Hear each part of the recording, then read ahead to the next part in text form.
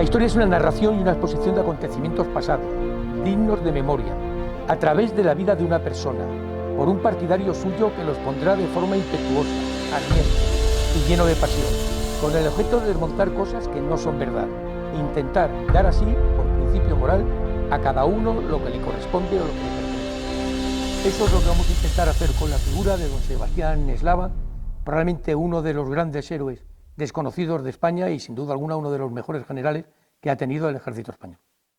Sobre la biografía de don Sebastián, decir que nace en Enériz en 1685 y es bautizado en la iglesia de Santa María Magdalena de la localidad de Enériz. Era la familia eslava, una familia de rancio linaje navarro y de profundo carácter militar. Su padre, don Gaspar, había sido sargento mayor del tercio de Navarra y fue gobernador de las villas italianas de Amalfi y de Casa. Con apenas 14 años, Sebastián ingresa como soldado aventajado en el tercio de Navarra y comienza su carrera militar plena en 1704 con el inicio de la Guerra de Sucesión. En 1704, como digo, ingresa como cadete en las Reales Guardias de Infantería y acompaña entre 1704 y 1706 al marqués de Aytona en los inútiles intentos por recuperar el Peñón de Gibraltar. En 1705, con 20 años, se le concede el despacho de su ayudante mayor del Regimiento de las Guardias Españolas. En 1707 nos aparece con el despacho de alférez, siendo nombrado como abanderado del primer batallón del Regimiento de Guardias Españolas. En 1714 es ascendido a primer ayudante del Regimiento de las Guardias. En 1715, y a propuesta del marqués de Aytona, asciende a capitán, y en 1716, este mismo año, y tras las correspondientes informaciones, obtiene el hábito de Santiago.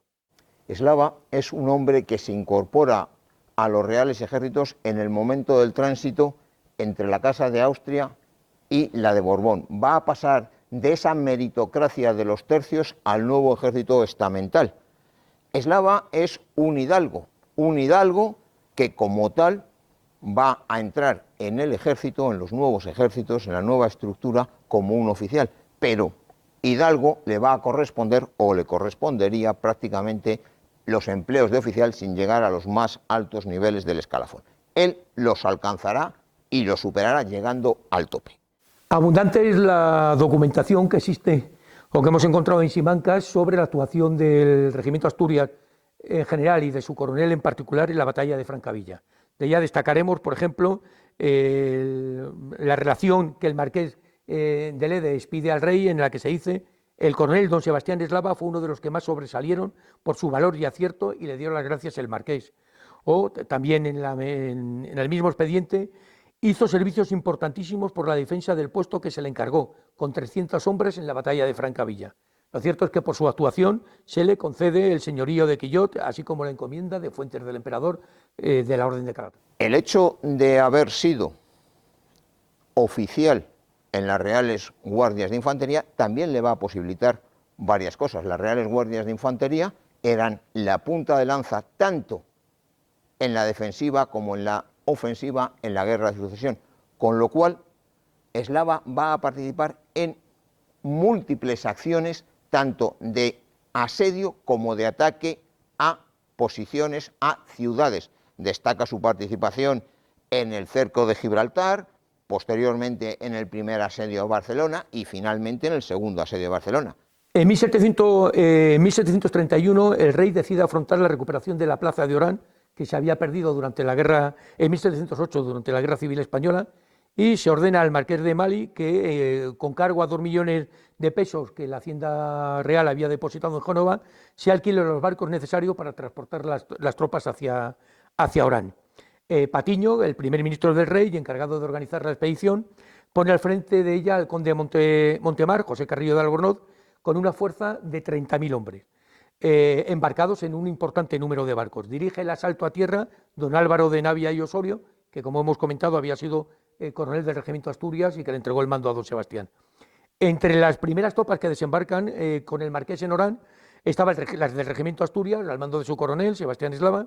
En 1738 servía como teniente de ayo y gentilhombre de la Cámara del infante futuro Felipe I de Parma, y en 1739 se le nombra teniente general. Este mismo año, en Aranjuez y con fecha 29 de abril de 1739, Se confirió el virreinato y capitanía del recién creado nuevo Reino de Granada, con la presidencia de la Audiencia de Santa Fe y el grado de teniente general a don Sebastián Eslava. Y se le nombra, a propuesta del ministro de Marina Indias, José de Quintana, en base a su buen juicio, experimentada capacidad y conducta desinteresada, su edad competente para visitar aquellas provincias, de genio providencial para dar reglas y expedientes y nuevos establecimientos. No cabe ninguna duda que el rey se ha fijado en lo que probablemente sea el mejor de los generales que en ese momento tenía el ejército español. Bueno, lo primero que habría que comentar es que el virreinato como tal en esas fechas, en 1739, no existía. Se crea precisamente para que el propio Eslava pueda ir con el mando máximo. ¿Por qué se elige a Eslava? Pues efectivamente es un militar con teniente general, con larga trayectoria, que había estado en la batalla de Villafranca, había estado en la batalla de Bitonto, o sea, tenía una larga experiencia y era además buen alumno de Santa Cruz de Marcenado, con el que había trabajado directamente. Por lo cual, efectivamente, era un militar muy preparado para el tema que se le iba a encomendar, que era un combate que al final fue una batalla terrestre, efectivamente, pero adicionalmente con dotes de mando, y con conocimiento además de lo que era Colombia, lo que era Nueva Granada entonces, ¿no? Nos olvidemos que dos hermanos suyos habían estado en esos territorios, uno como gobernador incluso de Nueva Granada y otro como religioso. Por lo tanto, él tenía mucha información de lo que era el clima, lo que eran las estaciones y las situaciones de la propia Nueva Granada. Era sin duda la persona indicada y, entre otras cosas, se le manda como virrey para tener el valor absoluto incluso sobre el propio Blas de Lezo. No olvidemos que Blas de Lezo era un personaje conflictivo, se le envía al virreinato no por que se venía o porque se avecinaba la guerra con Gran Bretaña, sino se le envía un poco más por sus desavenencias con los responsables de la Armada que por la guerra, porque de hecho se le envía en 1737. Lo primero que hace es entrevistarse lógicamente con las autoridades de Cartagena de Indias, con las autoridades del virreinato. Hay que señalar, como veremos a continuación, que el gran problema de los virreinatos era la falta de comunicaciones. En este caso, desde Santa Fe, de Bogotá hasta Cartagena de Indias, la única o la mejor vía de comunicaciones era el río Magdalena y, importantísimo, el puerto de Honda, que lo hacía navegable en los últimos 900 kilómetros. Es decir, se le manda en el 40, bueno, realmente fue en el 1740 cuando llega, a Sebastián Eslava, porque era la persona más capaz de hacer frente a los británicos, con un largo historial y excelente historial, una excelente hoja de servicios y además con capacidad para ponerse el mando sobre Blas de Lezo. Por eso se crea el virreinato y se le hace virrey. Bueno, la llegada de Eslava a Cartagena fue compleja, porque al llegar había una situación,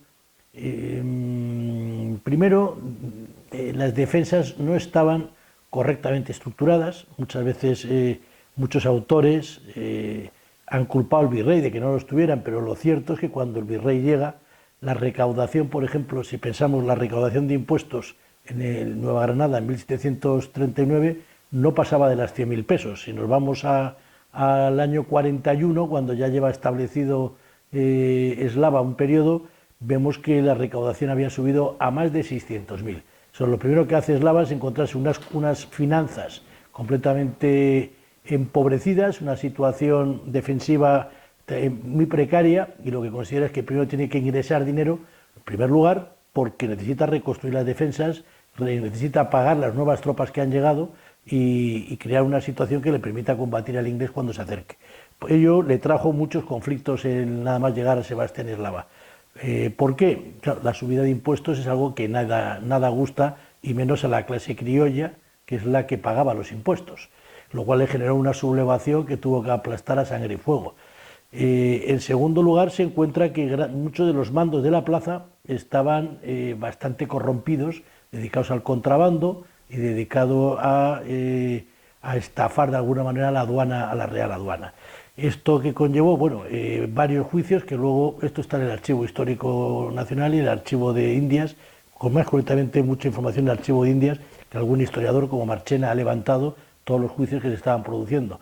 Por lo cual la situación entre los mandos fue de rechazo a Sebastián Eslava, la situación de la burguesía, la clase criolla también, porque trató de frenar en seco la corrupción y subió los impuestos. Esto le trajo muchos problemas y además se encuentra en una posición defensiva muy pobre que le obligó a este incremento forzoso de la recaudación fiscal. También pensemos por los gastos en la fortificación en el 39, el mantenimiento de fortificaciones, no se gastaba más de 10.000 pesos la corona, realmente la gobernatura. En Cartagena de Indias, en el año 41 se gastaban ya más de 50.000, había multiplicado por 5 el gasto, aparte del incremento de tropas que trajo con él, muchas de ellas fallecieron en el viaje o al llegar por enfermedades, pero implicó también un incremento muy fuerte también hizo un acopio de municiones y de todo tipo de viandas que le permitieran resistir un asedio, lo cual, aunque Blas de Lezo le critica en sus memorias, lo cierto es que en ningún momento faltó ni munición ni faltó alimentación para la población de Cartagena ni para las tropas. Luego ciertamente tenía previsto, por lo menos con los fondos que disponía, suficiente cantidad para haber hecho frente al ataque británico, que así fue.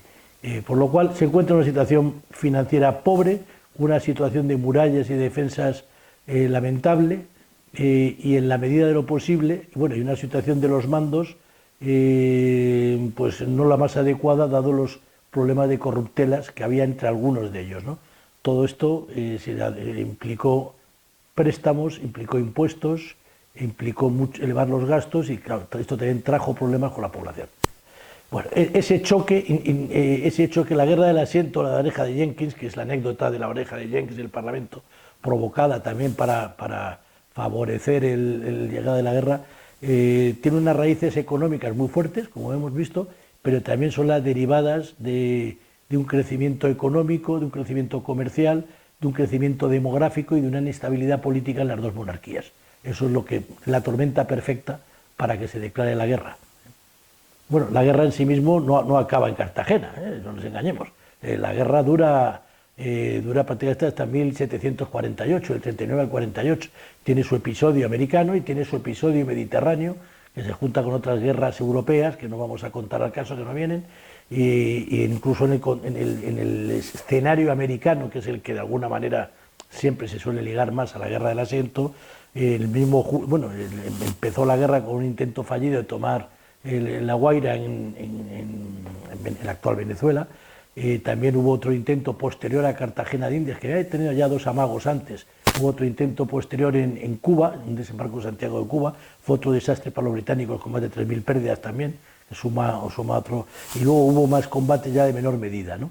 La toma de Portobelo por los británicos. Bueno, son una serie de acontecimientos que duró 9 años y que se concentra una parte en el Mediterráneo y otra en de la Armada, con los que tengo mucha amistad, y algunos de tierra, pues incluso dicen frases gruesas del otro lado, ¿no?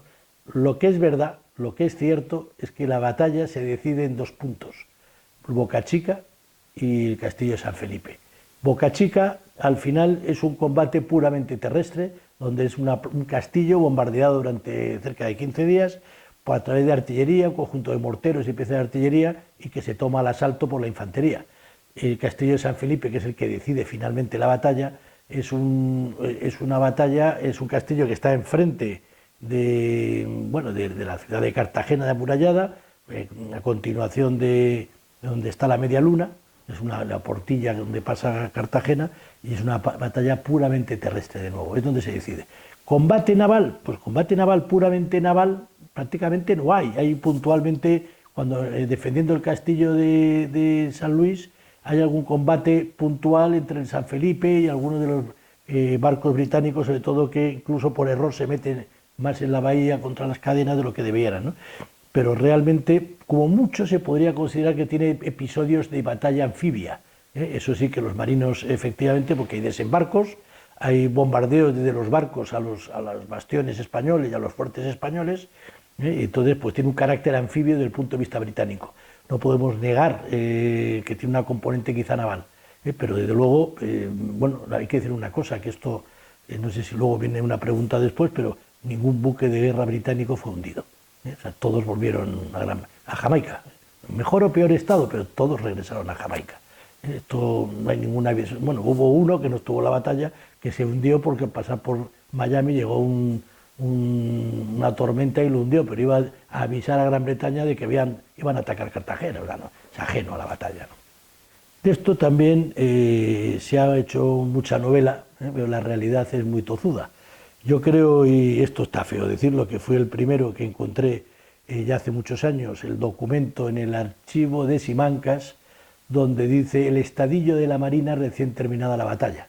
No lo he publicado en ningún libro, lo metí en un trabajo de fin de máster, pero años después ya me lo he encontrado, es verdad, en un libro de dos excelentes historiadoras, de Beltrán y Carolina Aguado, pero bueno, la archivera me dijo, eres el primero que ha sacado esto. Lógicamente la archivera se lo guarda y cuando llega otro saca el documento, ¿no? Pero bueno, ella me confesó que es el primero que encontraba, después de muchos días y días de andar mirando legajos y tal, ¿no? Cuando uno, que siempre viene de leer que no, eran 2000 españoles contra no sé cuántos miles británicos, ¿no? Bueno, lo cierto es que la Armada tenía más de 2000 y pico efectivos después de la batalla, o sea, vivos, quitando ya los muertos, prisioneros, etcétera, ¿no? Y el ejército de tierra, bueno, las fuerzas de tierra también sumaban 2000 y pico, contando a los indios flecheros y tal, pero al batallón fijo, a la milicia, todos en conjunto tenía otros 2000 y pico. Eso sí que está en varios documentos, hay algunos que hablan de 3000 porque cuentan la infantería marina, pero lo cierto es que los militares de tierra en sus diarios no incluyen a los marinos.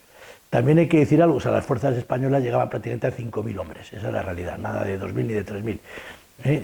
Lo que también es cierto es que gran parte de la marina combatió en tierra. Muchos cañones, la mayor parte se bajaron a los fuertes, a las murallas. La infantería marina combatió en tierra, más de 200 marinos se los entrenó para ser infantería. O sea, hubo más de 800 de la marina que combatían como efectivos de infantería terrestre y adicionalmente, no sé, recuerdo que son más de 800 artilleros de la Armada participaron en los baluartes, en las posiciones defensivas, ¿no? Y otros muchos, los que no tenían ninguna preparación, pues estaban dando con el transporte de material, de armamento, etcétera. Es decir, gran parte de la Armada combatió en tierra, lo cual nos lleva otra vez qué tipo de batalla, la pregunta anterior fue esta, ¿no? Pero las efectivas españolas estaban en 5000. ¿Cuántos eran los británicos? Bueno, los británicos, los efectivos, si vamos primero vamos al número de barcos. Antes he dicho 52 barcos de guerra, mayores, cuadra, cruzado, bueno, 130 y tantos, no se sabe exactamente cuántos, eran buques de mercantes que jamás combatieron, permanecieron todo lo que pudieron fuera, alejados del combate, con más de 3000 y pico hombres de marinos, pero que tampoco participaron ni de lejos, ¿no? El grueso de los buques de guerra británicos eran 52, si no me equivoco 31 de ellos con 50 o más cañones, navíos de línea, algunas grandes fragatas, el resto eran ya fragatas y barcos menores, pero otros que hasta completar los 52. Como decía, todos regresaron a Jamaica. Las fuerzas terrestres en plantilla, cuando uno hace los ejercicios y ve los documentos británicos, sale como 14.500.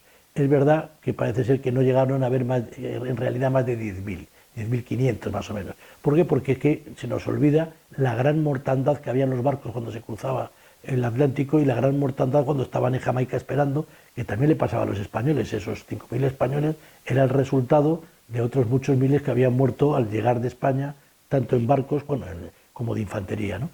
Bueno, por lo cual las tropas reales de tierra que tienen los británicos son 10.000 y pico. Las tropas de marina también son 12.000 y pico, aunque sobre plantilla uno analiza el alistamiento de los buques británicos, llegarían a 16.000 y algo, realmente fueron 12.000 y pico. O sea, estamos hablando de cerca de 23.000 combatientes británicos, adicionalmente otros 3.000 y pico marinos, ¿no?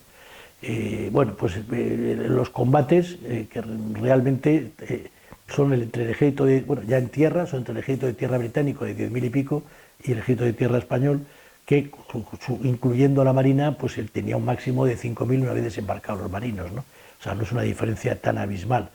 Hay que decir que si los británicos no quemaron ellos mismos 6 barcos en la bahía antes de salir por falta de marinos muertos por enfermedad, y no se descarta que en el camino muriera alguno, pero los alistamientos, las listas que están en el archivo de Greenwich británico cerca de Londres, contiene que todos llegaron. Es verdad que 8 de ellos muy dañados y algunos no volvieron a navegar jamás, los tuvieron que desguazar para construir barcos nuevos, pero llegaron.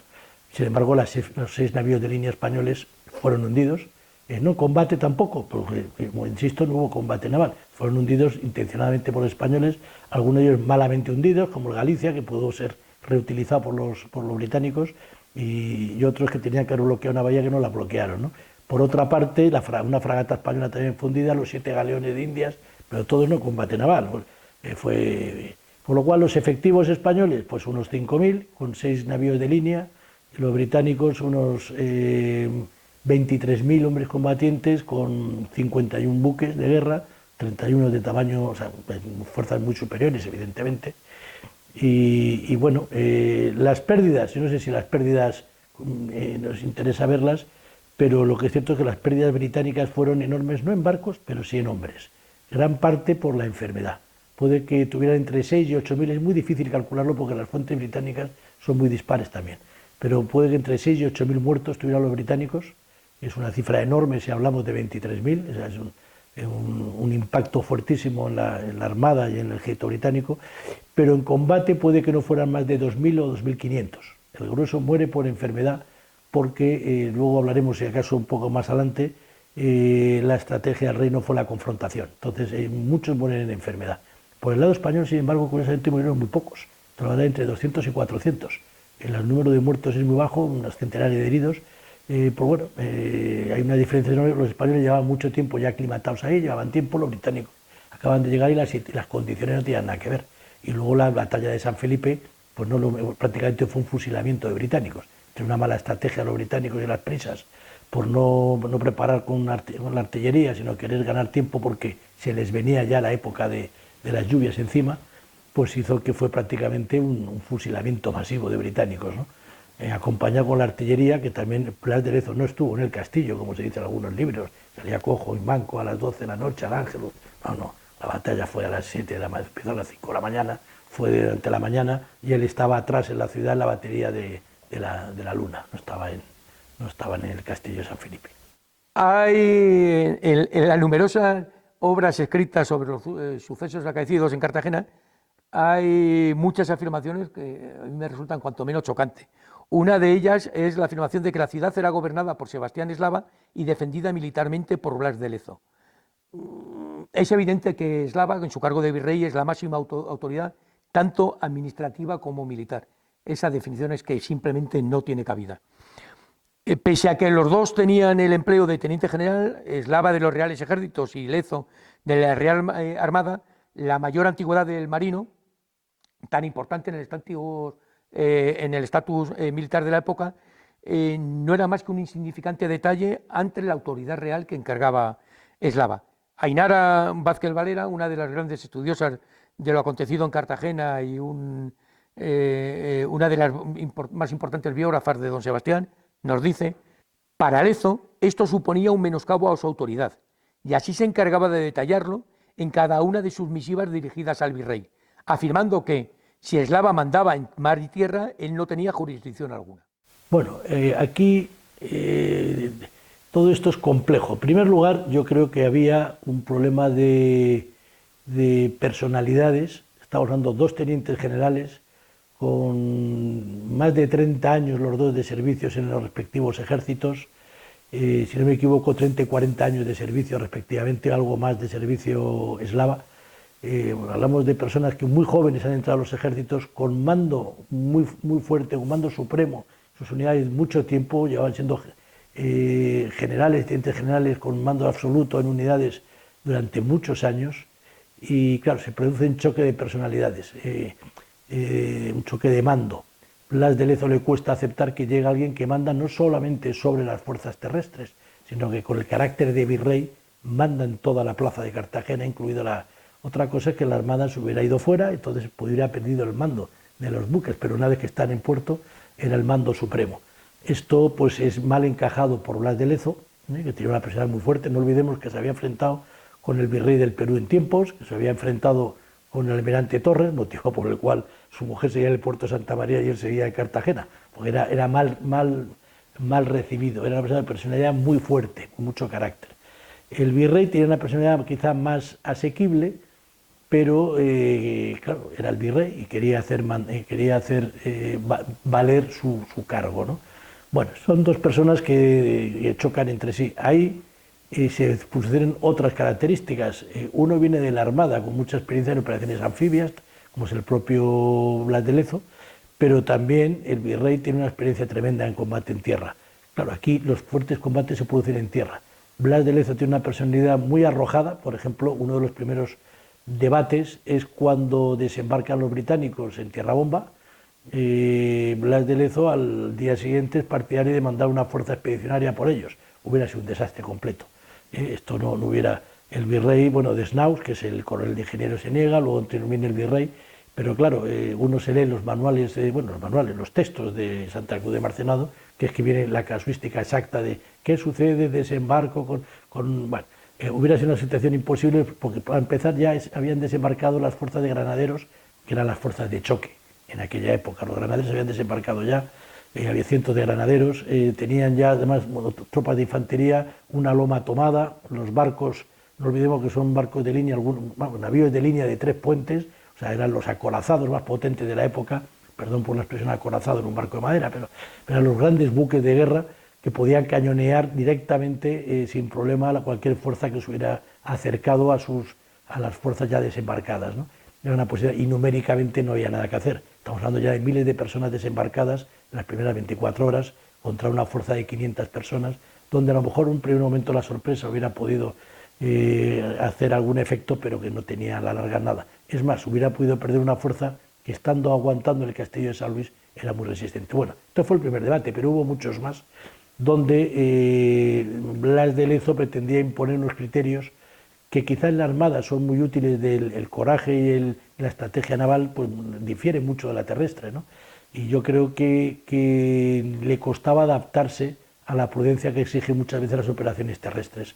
Tras la finalización de su periodo virreinal, Eslava retorna a la península. Su juicio de residencia va a dejarlo en manos de un asesor que le había acompañado desde 1943, Verástegui, y se va a centrar en nuevos trabajos. Al llegar a la península es designado director de artillería y posteriormente director de infantería, sin pérdida de lo primero. Los cargos de director eran cargos de una gran importancia en el siglo XVIII, todavía seguirán teniendo mayor importancia en el XIX.